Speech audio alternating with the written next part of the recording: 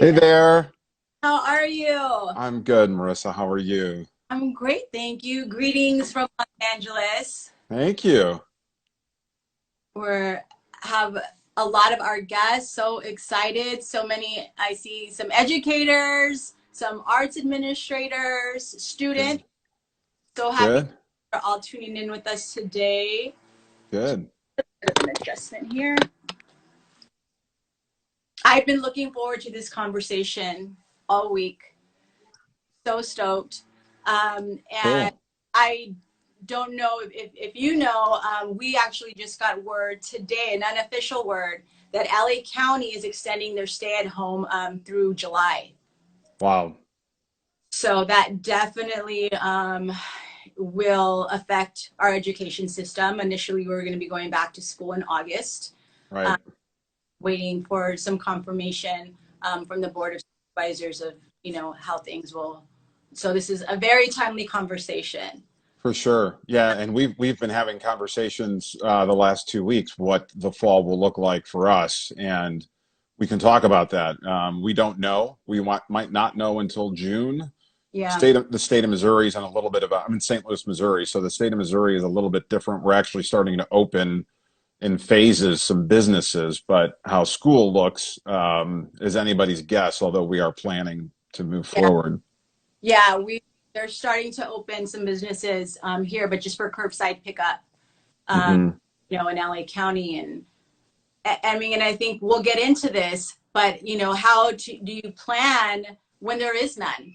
It's not we're going to do this for 6 weeks and then able to, be able to move forward. So it's just, a always moving target of wanting to create the best experience, for our students in a world and a platform that's, really, really changing. So, You know, it was really interesting, though. I was on a call today, and one of our administrators, Dr. Beth Rapoff, really came up with a great idea and suggestion for our entire department was, to make plans and to create a class that we can fall back on really at any time, that we shouldn't just make this for an interim basis, that we should really look kind of big picture. And because whether we go back to school in some form or fashion, or whether we have to then fall back to distance learning, I think there's really interesting ways that we can create curriculum for our class that could be used in a blended form moving forward for years to come. So that was a really, I think, good idea that I think I've kind of been living by that anyway, but just didn't articulate it, in that sense. yeah, no, I agree. I'm really excited to jump into this. So for those of you that are joining us, I just want to give a really quick welcome. I'm Marissa Herrera. I'm the associate producer of the Rosenthal Theater at Inner City Arts. And we have been providing these IG Live conversations for the students in our program, parents, our community members, and partners to help us come together to be able to communicate, to share best practices, to address mental health and wellness for all of us, during these times, and to bring the experience of the Rosenthal Theater, out of our space and bring it onto a platform so that we can continue to stay in conversation, stay connected, and be able to work together through these times and beyond. And Don, I'm going to read your short bio. I wish I could read your long one because it's incredible. But I was able to hear a podcast that you were on not too long ago.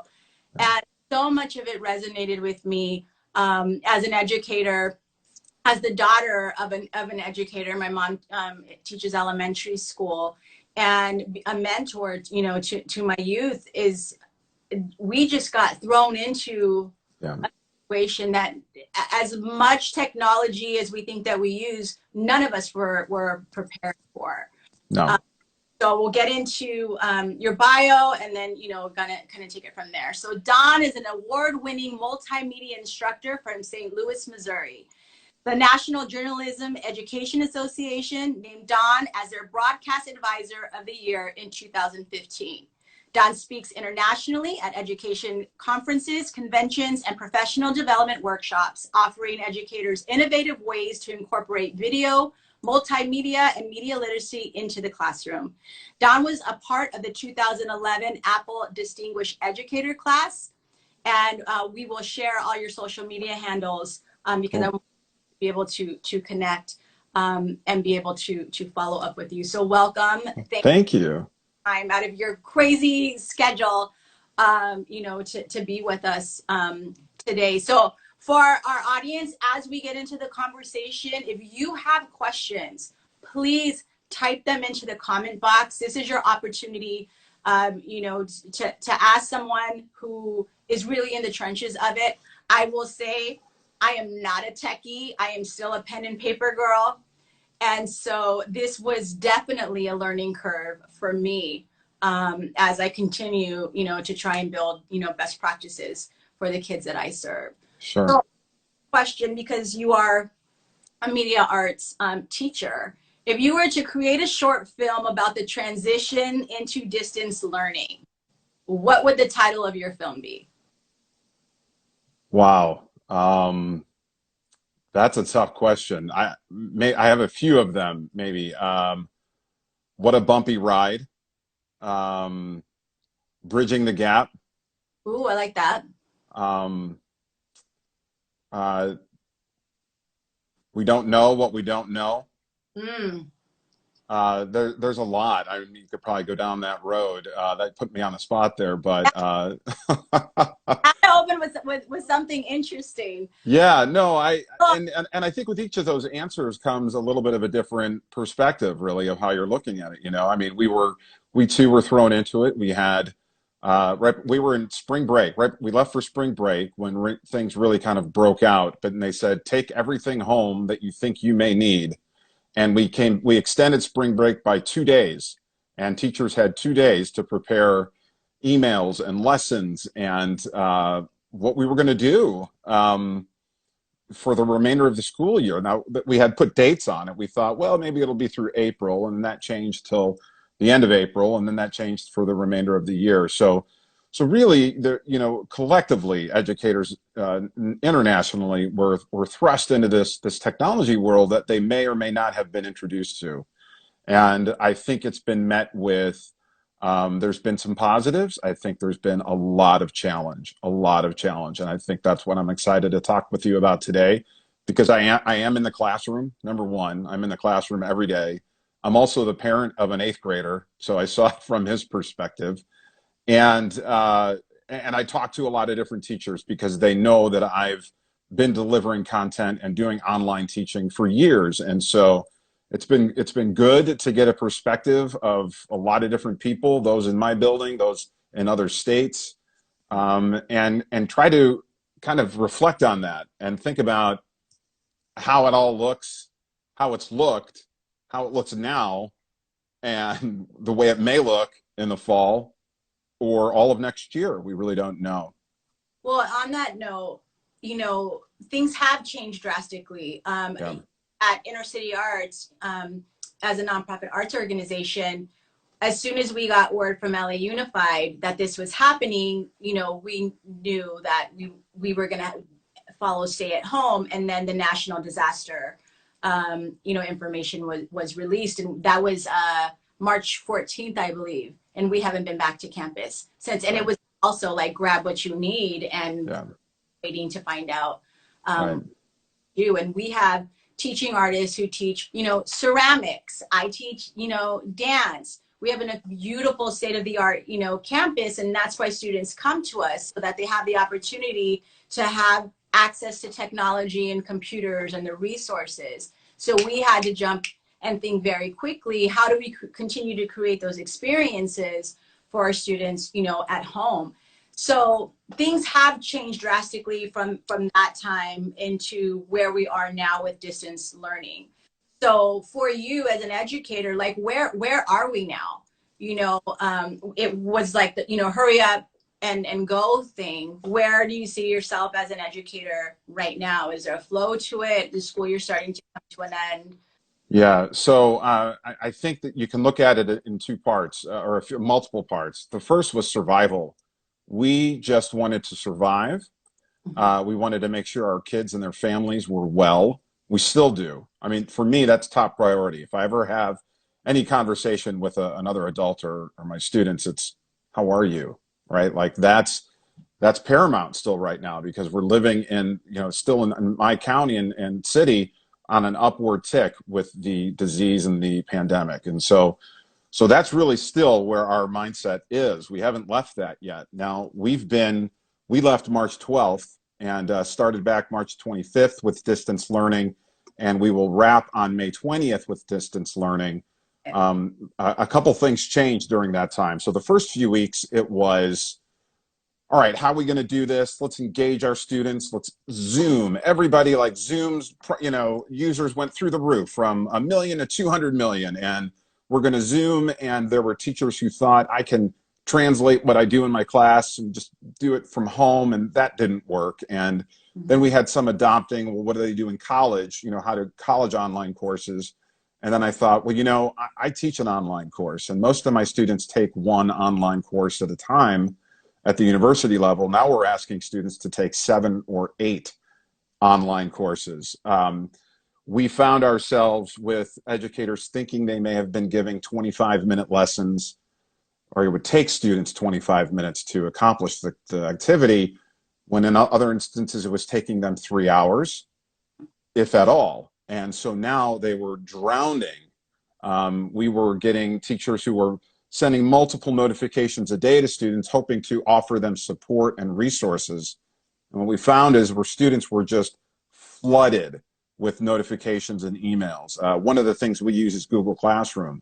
And every time you update that, it sends out an email notification. And if you're updating 3 or 4 or 5 or 6 times a day, and you have 7 teachers who are doing that, as a student, you don't have the mental capacity, I don't think, to plow through that. I wouldn't want to do that as an adult, and I'm fairly technically savvy. And so we learned some tough lessons, and so we kind of pulled back and we said, let's focus on essential skills. And we did that for a couple of weeks. And what happened also, though, was we had some students who were engaged. There are still some students I have heard from once or no, I haven't heard from them at all since we left March 12th, and now it's May 12th. It's not for a lack of effort, calling home, emails, however, counselors, admin. But again, we don't know what their situation is. And so we take all of that with a grain of salt, understanding something may really be wrong in that family. We've also dealt with a lot of mental health issues. And so as the longer this has gone, the longer students have, not only did they become overwhelmed, they became anxious, they became depressed and sad. Not being able to see their friends. I remember I took my son to deliver a game controller to a friend, one of his best friends who didn't have one, because they were gaming. That was their connection now. And we cleaned it all off and we dropped it on the front step, and he stepped back, he stepped out of the front door and he's like, oh my God, Eric in real life. I haven't seen him in real life. And they were so excited, and yet they kept their distance. But to think about that as a 14-year-old, I mean, that's really difficult. And so and then to top it all off, for equity purposes, you can't fairly judge or grade or assess. And so it was a collective that was made. We are not the only one. There are other school districts who decided this will either be pass fail, this will be complete or incomplete, but we're going to freeze grades at the third quarter. And that will be the grade. The grade cannot go down. The grade can only go up. Well, I have to tell you, I teach high school, freshmen through seniors. The seniors said, sayonara, peace out. You can freeze my grade. I'm not doing any work. And they haven't. And then eventually you had some other students who were engaged and then said, why am I trying so hard and going through all of this? I'm out. I'm now done. And so I had my second online learning project. I gave kids 2 weeks to do projects at a time. I had a 36% turn-in rate. So, and these were really good kids. These are kids who were fully engaged. I'm like you. I have a television studio. I have a full computer lab. We have a beautiful learning space. That's like a moth to light. And they don't have that now. And also hours have changed. I had students do video blogs of a week. No matter how mundane your tasks were, like, you're going to be a primary source in 10, 15, 30 years in a social studies class. They'll look back at a teenager in 2020 and figure out, wow, that was a big deal to breathe air. That was a big deal to go to the grocery store. And so they were recording their videos at 3 in the morning, 5 in the morning. I'm getting emails at midnight asking about questions about the assignment. You know, so the traditional day gone. They're sleeping during high school kids, sleeping during the day, middle school kids sleeping during the day, and doing work when they wake up at 3, doing work when they wake up at 5. And what happened then, boundaries were eroded, right? With teachers. As a teacher, I felt very obligated if I had a student who was reaching out to me for help, but my office hours were, 7:30 to 3:30. Yeah. And they're like, hey, Mr. Goble, it's 8:30 on a Tuesday. Can you hop on a quick Zoom? We have a question. Of course I will. I mean, I'm at home, but now that takes a whole different perspective too. So boundaries eroded, kids disengaged, grades didn't, and assessment didn't matter. And here we are left as educators trying to figure out the best way to reach our kids, make sure that they're well, try to teach essential skills, and realizing they're going to come back in a new grade level next year. What will need to be retaught? What will need to be covered for the first time that was missed during this time? Yeah. And I think, and I even have to say this to myself sometimes still, these are not normal work from home conditions for any, No. and even if you have somebody that signs up for an online class, they know they're signing up for an online class, or Correct. that you're going to be teaching, in that way. And, I've had to deal with some boundary issues as well. My kids are reaching out for certain things. We have letters of recommendation or question, a lot of mental health support. And of course, like our kids need us. Right. But also realizing, for a lot of educators who are trying, to navigate this experience, who are also homeschooling their own kids at home, who are bombarded, with a lot of work, and, the expectations of, administrators who are still trying to keep an educational system, going and mobile and moving forward. And I know for the teachers union here in Los Angeles, they released some very strict mandates for what the expectations and commitment of the teachers are. And that then was able to have a better structure, for students, because we do have students who, I don't know, I was going to ask you next, are you doing live classes? Are they pre-recorded? Are you sending lessons? Because some students can't log into the school day because they might have one device in the home. If a parent is able to work from home, that's obviously priority because they have to work. That student is helping, their siblings, or their parents are still working and their childcare all day long. So they may not even be able to log on to look at anything, until later at night, and figuring out, how that goes and how that works.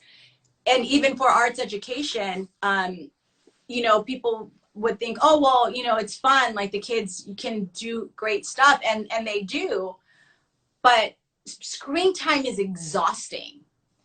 Even though we're on computers all day in the office or at school, working the way that we do, when you've been doing homework, or classwork for 6 or 7 hours, some parents aren't allowing their kids to do any type of extracurricular because they've been on the computer all day. So I guess being able to manage expectations, for students, and it's been up and down. I think for the most part, I hate the word new normal because I don't want this to be our new normal. But I think we're out of survival mode and we're trying to figure out some type of foundation and sustainability. But some days are better than others. So when you have a student who is dealing with some mental health issues, or we don't know what's going on at home, how are you as an educator being able to enforce, deadlines and responsibilities, because we all still have them, while being able to balance, what the expectations are with what we're dealing with every day. Right. There's a lot that you just said right there. A couple of examples. One, I have a student who they only have one phone in the entire house, and that's mom's cell phone. And so teaching a video class, she can't, do any video work on her own. And it was actually one of the students I was very worried about. There was one I'd have to sit next to and make sure that she got her work done. Here's the success piece of it, though. So I recorded some videos for her. I found some videos online. She's become an amazing editor in the last 5 weeks using the district-issued MacBook Air that was given. So there's a success story. Like, I don't know why suddenly it clicked for her, but it did. You Uh-oh. run into some other issues where Wi-Fi is a problem.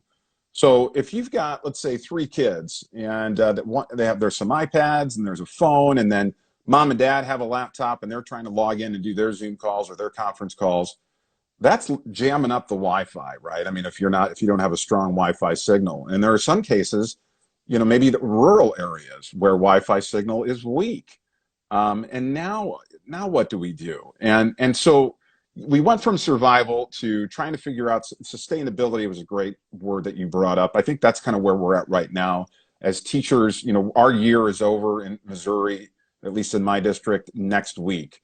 But our next year pretty much starts as soon as we want it to. I mean, we might take a week to mentally check out, or we might say, we got to start right now, because we're not going to wait until August to be told this is how it's going to be. We are going to work this summer to try to create a sustainable model and maybe multiple options that might include some blended learning, maybe, because they're talking, well, maybe students return on campus, some in the morning and some in the afternoon, to lessen attendance and social distancing. And I have a TV studio, so in between the morning and the afternoon, am I now going to have to do some kind of deep cleaning in between those two? Or are we going to do completely distance learning? And now if we do distance learning from the very beginning, one of the pieces that's missing are our relationships. When we left in March, we all had some kind of relationship already with our students, whether you had worked with them since August, or for my case, semester-long classes, I had them for 6-7 weeks. So there were at least some relationship there. Okay. But now we come back in the fall, I have no relationship with these students.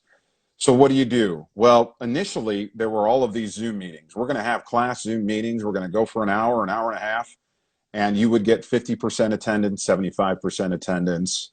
You'd have some issues with that. Then you would have teachers didn't know when they were scheduling their Zooms, and so kids then had to decide, which class am I going to go to? And am I going to offend that one teacher that I can't go to because I have AP Bio, but am I missing Mr. Goble's technology class? Now how does that look? Kids got zoomed out, adults got zoomed out. And so then we decided to say, well, look, let's put it all through our content management system, Google Classroom, and try to reply one of 4 ways. You can either do a Zoom meeting, you can record a video of yourself and turn it in, you could email, you could turn in an assignment, make some kind of weekly contact with the teacher. I have to tell you, that didn't work. Getting even one piece of, like an email even, that didn't work. So I started recording videos and pushing those out, and then asking for feedback either through comments in Google Classroom, through email, or through presentations, videos, and projects. And it went from about 50 to 60% completion to, like I mentioned just this last week, 36% of students turned in work. Now, that could be very well tied to assessment, when students not knowing there's nothing at stake. So what does assessment look like then when we get back in the fall, taking in all of these, into effect, all of these issues of technology at home? If we haven't learned one lesson out of all of this, it's that schools should have been, or need to now be, more technologically prepared, whether it's one-to-one devices or whether it's providing, making sure there's a device in the home. But even still, I give you another example. There was a family, a good friend of mine, he and his wife working from home, two young elementary kids. They've got iPads. The parents have laptops. Well, the iPad didn't work for the read along at 10 o'clock. While the mom had a conference call at 10, dad could not miss his sales call at 10. And there was another read along for the fifth grader. His iPad was working. So the third grader comes running into mom, my iPad's not working. I can't miss the read along. Mom tells the boss, I have to get off this so my daughter can use the lap. I mean, it's chaos, right? And these are things are happening every single day. So how do you formulate that? I don't have an easy answer for it, but maybe we can at least elicit some further conversation and not just present problems here today, but before we wrap up, maybe think of some solutions. Yeah. No, I think that's fantastic. And I do have a couple questions that were sent in by Good. students, so we'll go there. And I do want to talk about best practices and solutions. So Ari, who is one of our dance company and WOA students, asked, what should students expect when they do return to school? When will it feel like normal? That's a great question that none of us know. I'll tell you from my perspective and I'm a media guy. I teach media literacy. I watch the news and how it's delivered and why it's delivered and all of those things. I've had to tune that out for the most part and listen to the scientists. And the scientists say that until there's a treatment that will limit mortality or get rid of mortality, the vaccine won't occur, at least until next winter or spring. And that at that, it's kind of like maybe the flu at that point where you can get a shot and you're not immune to the flu, but you may still get sick, but you can stay home and take care of yourself. Until those things happen, I don't think there will be a normal. And there really is I was listening to Dr. Fauci's testimony to Congress today, to the Senate, talking about how there's rapid paces of trials for treatment and rapid paces for a vaccine like never before. But the reality is, until that happens, you look at a school environment and you hear government officials say, let's open school, get schools back. Kids aren't the carriers. Well, two things to that. One, we're getting new information that kids are having issues and problems, not related maybe to the lungs like some adults are, but maybe kidneys and heart. That's an issue. Secondly, who are teaching the kids in the building? Yeah. The adults, the hundreds of adults who may be in that at-risk area. And so how do we protect them? Can you keep things clean enough? The answer to that is no. And so then you have to just kind of mitigate your risk. And to answer that question, I don't think next year will feel normal at all. It certainly won't through the fall and the winter. And then let's say there's another outbreak and we're pushed back into distance learning and removed from schools again. And now we're thrust into being removed again. I think, until the scientific and medical communities can create a solution that makes us feel all safe, it won't be normal. And so what we have to do as educators is figure out as best as we can to offer normal experiences for our kids, and that's quite a challenge. Yeah, and I think that's the work that we, as inner city arts, are in the works of trying to do. Is how do we create, what's the secret sauce that keeps our community and our creativity and our innovation, thriving, and how do we do that online, with a screen? And we're figuring it out because it is absolutely necessary. And it may not look the same. I know we had talked about that, where you can't just take, the in-person curriculum and just drop it. And I think that there needs to be room for innovation, for out of the box thinking. And I have an idea. Yeah. So we were talking about that. So new. And that, I am continuously in conversation with my youth to say, like, what's working and what's not working, and how can we work together to make this the best experience, for all of us. And I would also, encourage, you know, administrators and people that are having to make decisions on in other areas, you know, to have a think tank of parents and students and teachers who are doing the work and figuring out the glitches and sharing best practices so that we can all work together to be able to create, you know, sustainability. And again, to put the health and happiness and productivity of our youth first.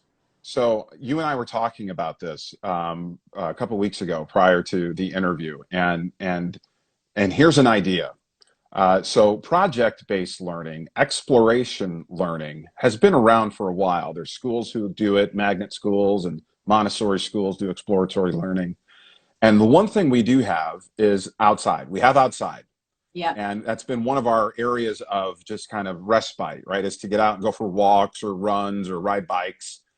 So why not, as educators, maybe step back a little bit from the textbook, step back a little bit from the curriculum as we see it, and try to think creatively, or allow our kids to think creatively.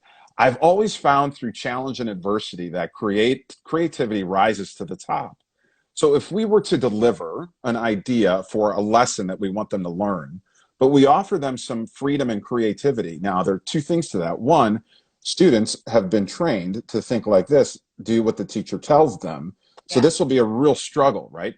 But imagine if you started doing math problems by saying, I want you to go outside and through some kind of equation, through the land, trees, flowers, leaves, you know, think of some ways that we could explore the outside world, maybe ride a bike and look at RPM, you know, speed.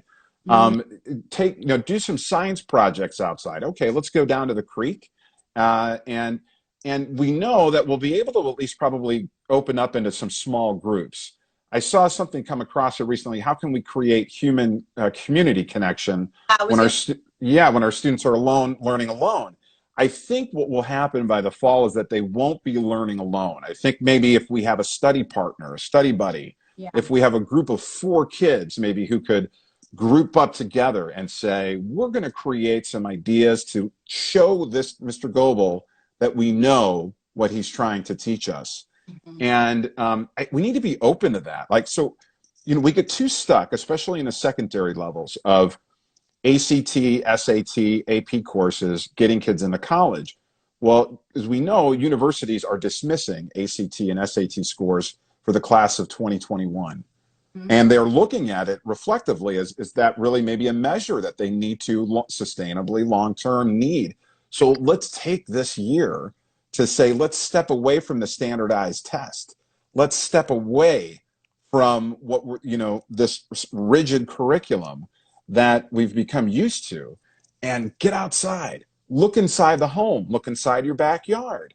Look inside your room and in the kitchen. What could we do with the resources we have, the family we have, and maybe some friends once we can get to maybe 10 or less, right?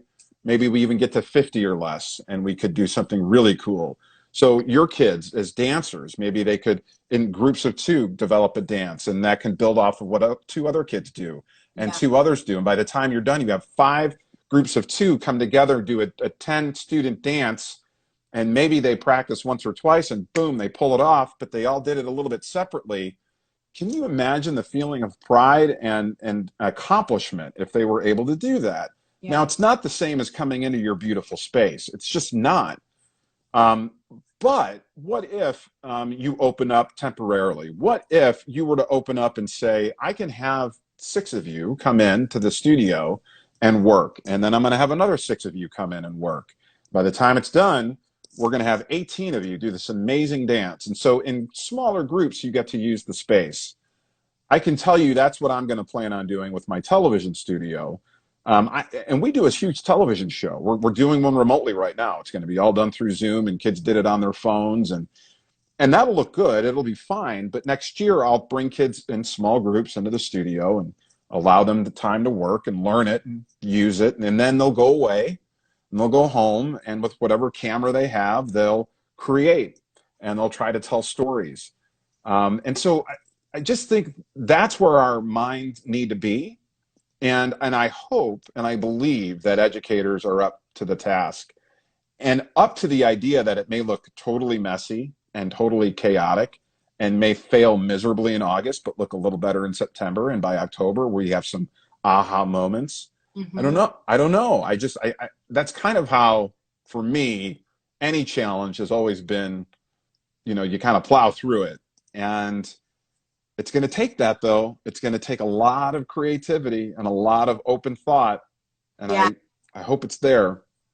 Aaron, that being able to approach this as an opportunity to boost the love of learning. And I think, again, with Inner City Arts, we've been able to have our incredible shout out to our Inner City Arts teaching artists who have just gone above and beyond and being able to create online content, short lessons so that parents or teachers can access art making activities to integrate into the curriculum, because so much of arts education has been taken out of the school system Yeah. because everything was about teaching to the test. Now is the opportunity to be creative and do art making and integrate it into the math and science, and especially with SEL, with social emotional learning. It is more important now than ever, because being able to support our young people with what they're dealing with, emotionally, mentally, the stresses, as adults, I live alone and I'm stressed out every day, and I Yeah. can't imagine what that feels for a child who part of their development is being away from their parents so that they can socialize and be in a place where they can develop. And it's shifted, and it's really changed. So really emphasizing the availability of creativity, because we all have access to it. We can create things just by using the things that we have at home. And again, being able to support and meet our kids where they're at. There was a comment earlier that said, it's comforting to know that even though it's been difficult, that we're all experiencing a Yeah. lot of the same things. And I think part of the expectation as educators or even as parents is like, we're just supposed to know how to do things, or we're just supposed to be able to figure it out. So when people are having challenges, you don't want to share them because you think everyone else has it figured out. I need to have it figured out too. And sometimes technology fails. I mean, I think that's one of the biggest lessons that I've learned in this. We could be set up for a class and you know what? Zoom is not working. We can't access it. Yeah. I had to borrow a computer because the camera on my computer stopped working. So even educators are limited in what our resources and technology is. To be able to provide, I know that we're all doing the best that we can right now. And just being open to know you have to try new things. Not everything is going to work. It's not. But And there's learning in that, isn't there? There's always learning in that anyway. And I think there's two pieces I want to, I'm sorry to interrupt, I want to jump in on. There's one is, I've seen my son FaceTime with his friends every single day. So it went from texting to FaceTime. mm, To me, that's a good thing, right? They want to see each other's faces. Now, it's virtual, but they're having conversations. They're not texting in short lines. They're literally having conversations. I pray that translates when they get back together, that they continue to have those conversations in person. If technology fails, it's up to us as educators to think about what do we have in our homes and outside that is not technology related, that students could use and get their hands on and create that way. Now, we may or may not have an answer for that. But one thing I do know is that there are a lot of professionals who are in professional fields, right, who are also at home and maybe have a little more time. Maybe we could ask for their help.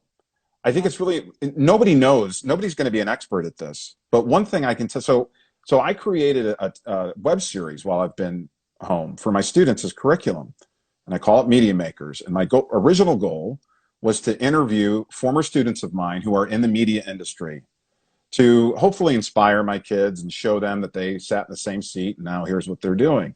And it was a variety of ways that they're in the media. And that extended to professional media individuals locally and then nationally.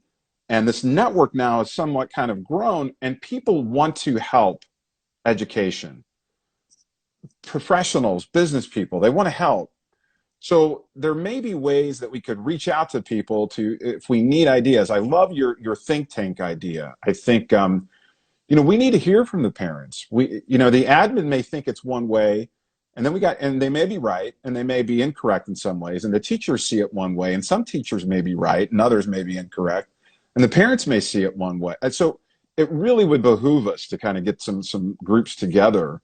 And I think that would start with the superintendent level or a principal level and just say, hey, how can we do this? And then small groups. And of course, you may have to do it virtually, or as things open up and you can get a group of 6 or 10 together, let's sit around with our lawn chairs at a safe distance. Yeah. Let's have a conversation. Let's take our notebooks out and take some notes.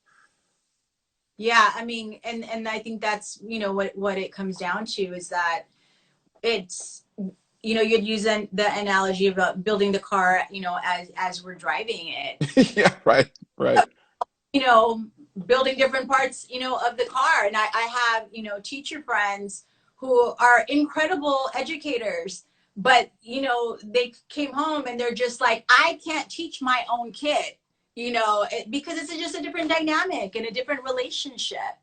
And I've also heard, even from kindergartners who miss school.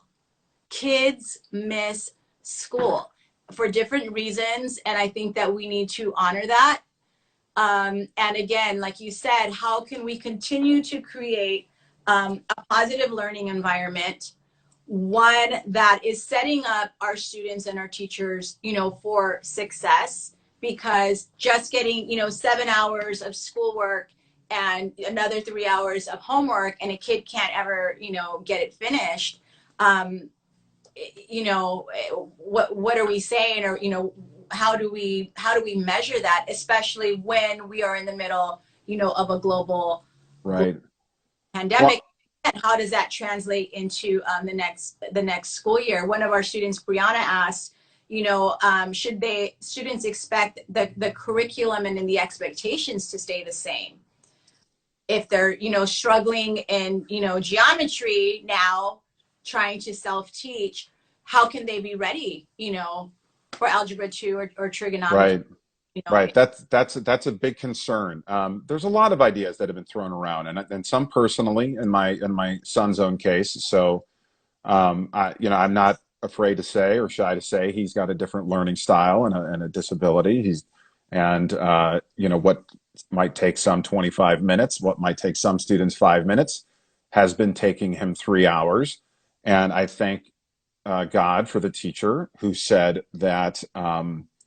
Hey, when you get to 25 minutes, stop, turn in what you have, let's talk about it, and maybe do a little deeper dive into that aspect rather than continuing to layer and layer and layer.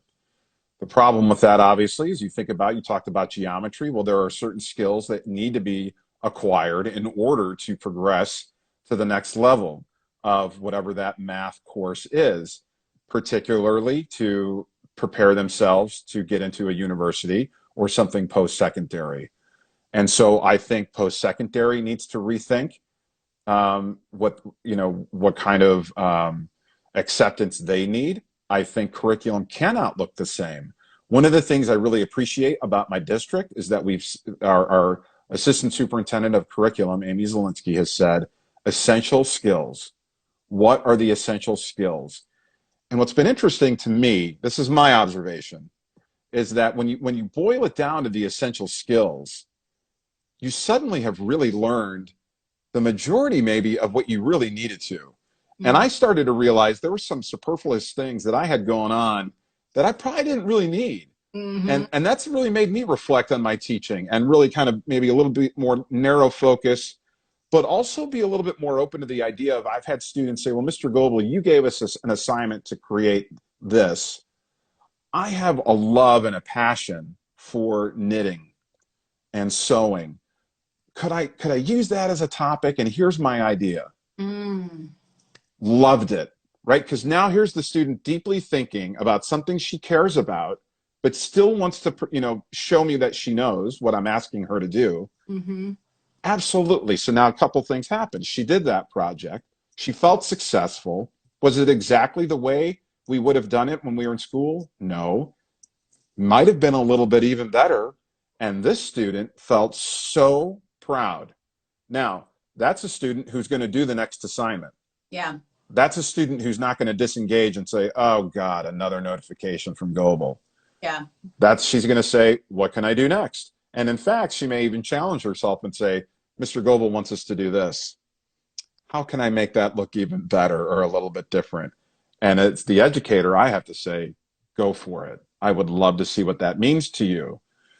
And that's going to be a hard thing. That's going to be a really hard thing, especially for core subjects who know you have to meet a certain level and criteria to advance, with a certain mastery of skill. And I think we're up for that if we can boil down the essentials and master and get a little bit deeper rather than looking wide. Let's look a little bit deeper. Yeah, no, I think that's great. And I see my mom, Rosie, she's chiming in. Hey. Is an amazing educator. And I've seen her, really spend hours, committing to reaching out, to her students and her parents, underserved community, not having a lot of, kids come in, trying to hunt them down, the phone calls and such. And a lot of the parents they can't, especially with elementary kids, parents can't navigate a system, of technology that they may not be, very well versed in. And one of the things that, she and I have talked about, and what you've alluded to earlier, is about showing up for the kids. On some days we might have a lesson and, are trying to do this thing, and you got to be able to adapt. And sometimes a check-in and a conversation about what's going on in a place where they have no say, things that are happening, none of us really have any say, but even more so, our kids are just having to respond to things. Even my dancers, we might have a dance lesson planned, but that day we just need to check in and support one another and listen and know that it's okay to not be okay, for them to understand they're not alone, and that we're all navigating something we could have never, ever expected in our lives, and taking it one day at a time, but also reminding them that we can't just sit in there and not do anything. Right. Well, I have a couple thoughts to that. One is I did have a Zoom class meeting, and we talked a little bit about what I needed them to do. And then I just said, let's go around the horn. How are we? And let me tell you, they just wanted to talk. Yeah. This was a mix of sophomores through seniors. They just wanted to talk, and we allowed them to talk. And the more they talked, you could see the relief, or the sense of I'm not alone, or this. There was another question, building community. That's a great way to build community. Have a conversation with your teacher or a trusted adult that is not around curriculum.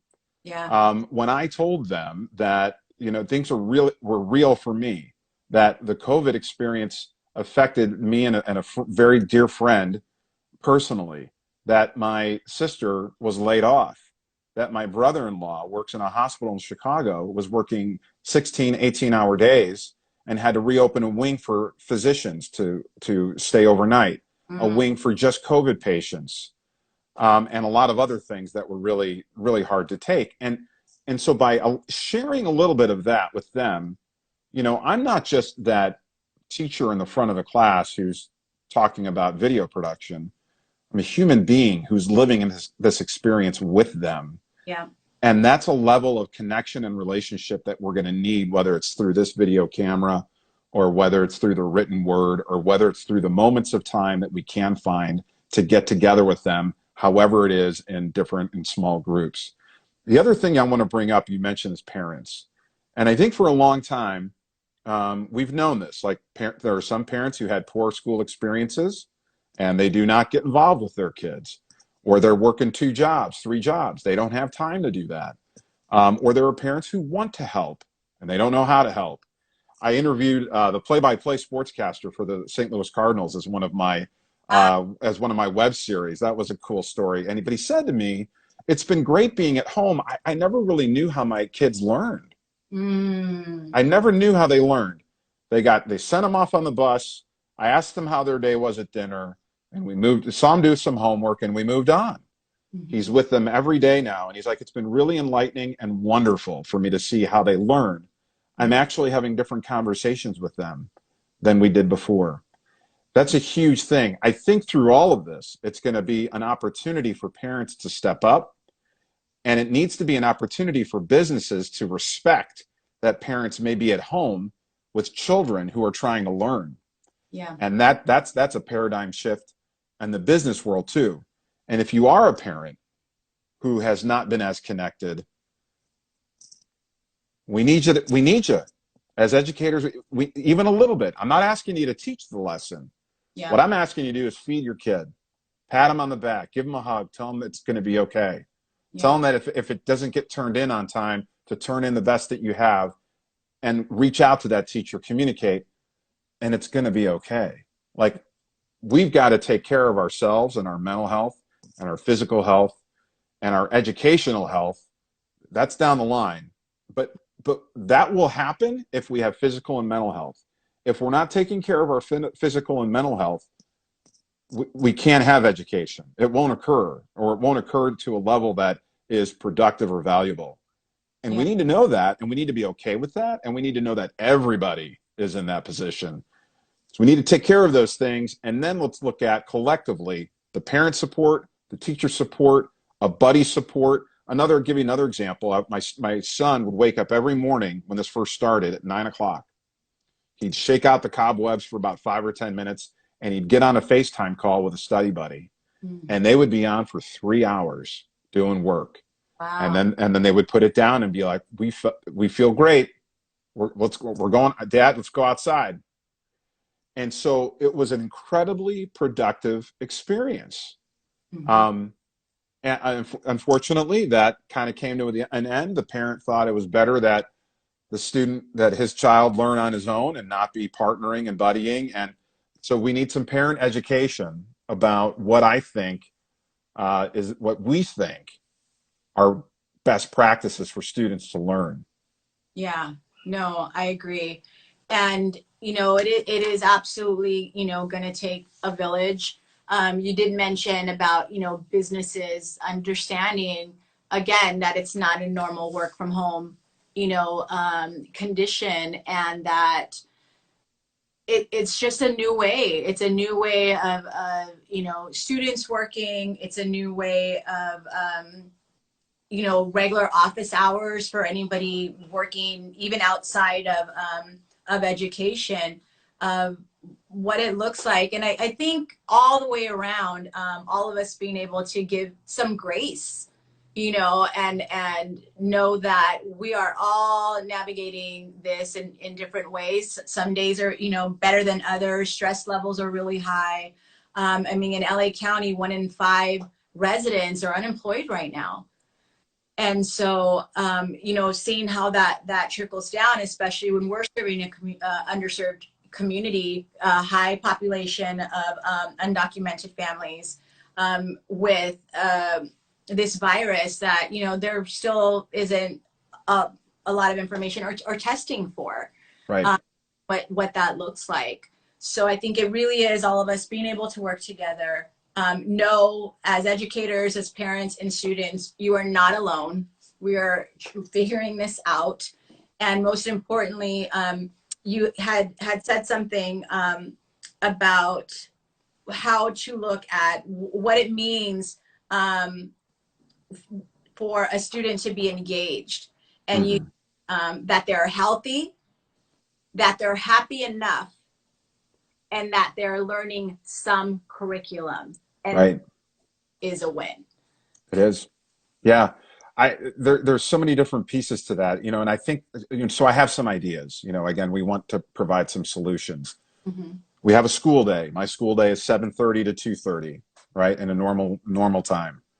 Maybe those hours change, Mm-hmm. and I need to be okay with that. Maybe I need to maybe I need to start my day at 3 and work until 8, and provide my personal time before that. Or maybe I do that on some days and I do different schedule on other days.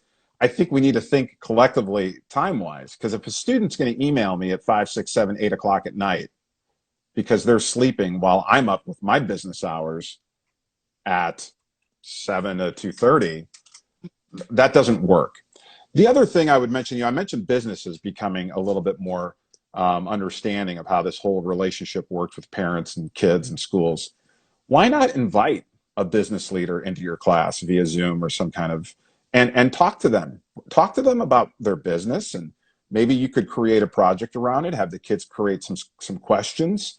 Um, I can guarantee you, when you have professionals join in, whether it's in person or via video, they suddenly have a different lens of Yeah. what school looks like. And then maybe they might become a little more empathetic to their employees about what that looks like. Yeah. And then we can hope that then unemployment, starts going down as things start opening back up, and that businesses don't just scramble to try to make up the economy and the money that they have, and remind themselves and remember of the heart and the empathy that needs to be there for their employees who have children, and educators who are trying to take care of those kids and teach them the best they can, whether it's remotely or in person. Yeah, no, I agree. And I am always going to say that creativity and the arts are an amazing outlet to be able to, we talked about building community for educators, to give, a creative break to, your students, and being able to be open and incorporate that art making process to process what we're going through emotionally, look at new creative ways at teaching lessons. I love going outside. I think that's incredible. I think kids would really, really be open to that. And, really, when else have we ever really had the opportunity to crack open the system and look at what we can do long term for the health and well-being for our students, for our families, and our educators in education. I think this, for those that are worried or concerned, it's completely valid. I am too. But if there was ever a time to really look at the education system as a whole, which I think needs a huge overhaul, hey, we're in it. Yeah, And we could be change agents in what that looks like long term. And if we look at it that way, suddenly maybe our brains may spark a new fire yeah, to figure it out, because we have the ability as educators to change what that looks like. Not only us, but our students. We need absolutely. to rely on our students to come to us with what's working for them and what's not, and adapt to that. And suddenly we may come up with some ideas that works for Maria, Kate, and Ben. Whoa, that might work for the collective of this entire department. Time out. And I don't want to rush the end of our conversation. So everybody, we're going to log out really quick, and we're all going to come in because I want to wrap this up on this note, because Okay. this is very, very important. So log out, come right back in. Okay.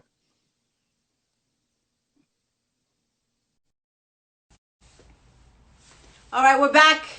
We're going to wait for Don to click in. We wrap up this amazing conversation that we have today. All right, yay. Thank you guys for joining us back. There he is. We're going to get Don back in.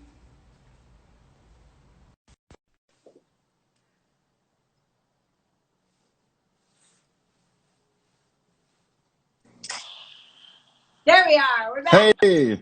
I want to have to rush the end of this, because this is it, right? Everything that you're saying about yeah, when have we ever, I mean, really in life, whenever have we ever been able to pause and see what's not working, you know, and you've heard the phrase like, oh, well, when we get back, we don't want to go back. We want to take things that worked and build on them, you know, for best practices. And this is the opportunity for us to change things that are not serving or working, you know, in the same way. So you were talking about giving students the opportunity to be part of the solution. I think so, because here's the example. The student that I had to sit next to who did not want to be in school, who was not interested at all, now became one that emailed me almost every single day, asking for more. What more can I do? What more can I do?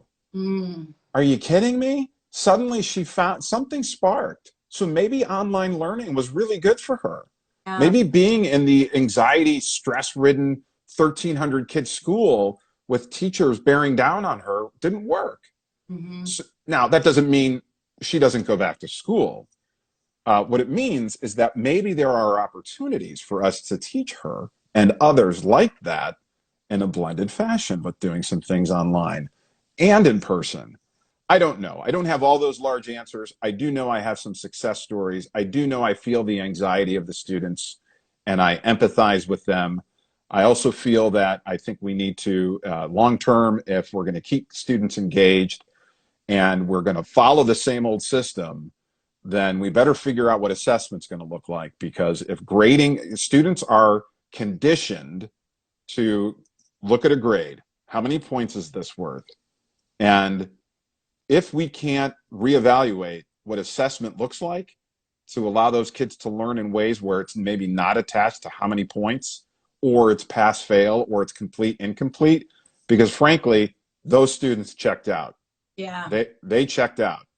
So that's going to be a really long haul to uncondition kids to look at points and a letter grade that they believe will elevate them to higher levels, Mm-hmm. and realize it's in the learning of whatever that learning looks like that will elevate them to be a better person and more prepared for society and a career.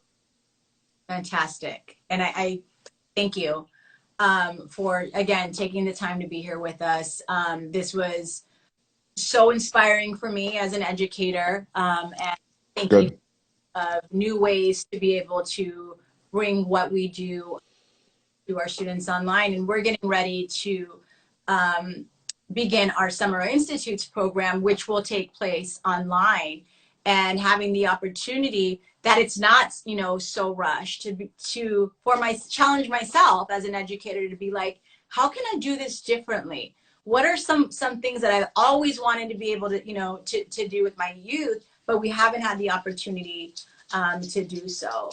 So I'm looking forward to it. I'm looking forward to being able to Well, together as a community to build this new model to best serve our kids, and know that they are also part of the solution. We need you guys. We need you to be vocal, absolutely. communicate with your teachers, share what's learning. And you know what? Most of you have much better ideas than we do as teachers. So I would say the room wins. And anytime, you know, I might have something, they're like, well, you know, what about this? And I'm like, that's brilliant. It is brilliant. So it takes a village. It's going to take all of us. And having conversations like this to know that we are not alone. We're all figuring it out. And I'm excited to see what's next and how we can all move forward to be able to serve our youth. So I hope that we can continue to stay in conversation, build best practices together, and be able to share these resources for our communities. I'd love to come back prior to the start of the school year, because I know we'll have brainstormed a lot of ideas, not only locally, but nationally, when we have a better, clearer picture of what things look like, so that we could give some of your educators or your students or your viewers maybe some bullet points of, here are some things really to try that we've kind of vetted and we think may work. Yeah. Yeah, and so I would love to come back and try and do that. Yeah, no, that's great, because a lot of educators don't have the media background, and we weren't able to even really get any real training. So being able to, not reinvent the wheel, build on best practices, Right. See what we can do to be able to move forward. So those of you that are interested, where can we find you? Where can our audience contact you and learn more? I am tough to miss. Okay, so if you even just Google Don Goble, Dongoble, it's dongoble.com is my website. Put it in the comments. Yep, and I have a lot of free curriculum. Everything on my site is free. There's media literacy, media production. It's for video production. It's for the general ed teacher. There are rubrics. There are lessons. There are so many things, and so feel free to surf around. And then a contact page. And what I always offer, anytime I'm invited to a show or invited to speak, is that if somebody finds something on my site that they think looks good and they have questions, reach out to me. And then I know when they're in the midst of it, when they're in the fire and they're with the students, reach out to me. I'd be happy to virtually help in any way that I possibly can, just to try to, hopefully ease some nerves, give some advice, or if nothing else, just listen. Yeah. And validate that what they're doing is good. Yeah, and thank you for that, because I think a lot of the times we think we have to create all brand new stuff. There's free content, that you can go to on Don's website to be able to, to pull from, get ideas. Inner City Arts, if you go to our Instagram, which we are on now, there's incredible short art making lessons that for all ages that you can use as a student, as a parent. If you need a creativity break as an educator, we are still offering free programming for classroom teachers and your students. We have an open schedule with our amazing teaching artists that are able to come in and do short lessons with your students. So if you, within your curriculum, your kids need arts education and a creativity break, we are here to be able to serve you. Our high school students, we are starting our Summer Institutes program. More information will be coming out about the classes we'll be offering online. And we continue to move forward as humans, as a community, and as educators to be able to create the best experience for our youth at this time. So thank you, Don, for all you do. I appreciate you. You too. You are a gift. And I thank you so much for your time. I really appreciate you. Well, you're very sweet to say so. It's been my honor and my pleasure to be a part of this with you today, and always here for you. Happy to chat anytime. And thank you for inviting me. Come on. Yeah. But yeah, and we will definitely connect. So stay tuned. We're going to continue this conversation. If you have any other further questions, please shoot me a DM. And we are here. This platform is to be able to bring our community together so that we know that we're not alone and we're all supporting each other as we move forward together. Absolutely. And they can reach out to me. I'm here. Okay. Don't be shy. You'll be surprised. I'll turn something around in less than 24 hours for you. I love it. I love it. So thank you so much, everyone. You're welcome. And we will see you next Tuesday. Next Tuesday, we have the one and only Ruben Carvajal, original member of the LA Company of Hamilton. Amazing. Oh.